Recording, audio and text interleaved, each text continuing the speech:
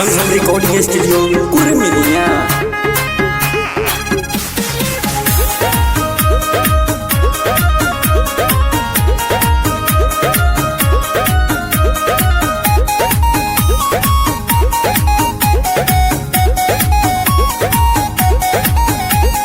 पढ़े के बहाना कके जालू तवार के हो जालू तवार के अखिया में काजल लाली उठावा पमार के उठावा पमार के हो उठावा पमार के पढ़े के बहाना कके जालू तवार के अखिया में काजल लाली उठावा पमार के करे जाली का दे सकुलिया रे तोरा बिगड़ल बाहुलिया।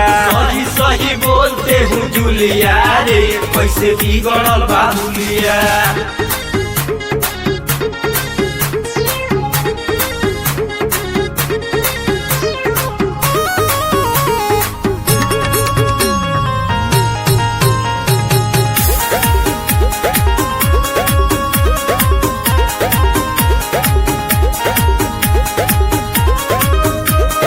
चढ़ली जवानी बाटे राखल बचा के राखल बचा के हो राखल बचा के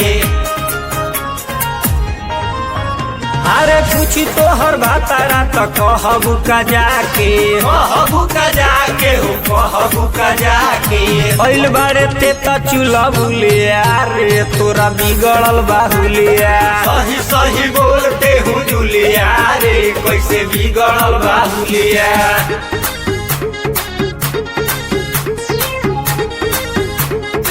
रिकॉर्डिंग बाय प्रीतम राज।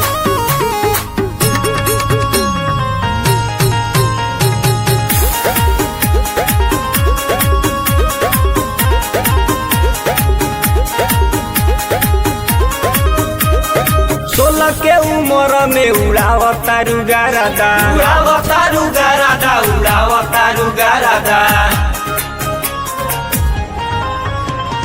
प्रेमी जय करम से ना रखलू तू पारादा रखलू ना पारादा हो रखलू ना पारादा चढ़ैबे का विकासवा के सुलिया रे।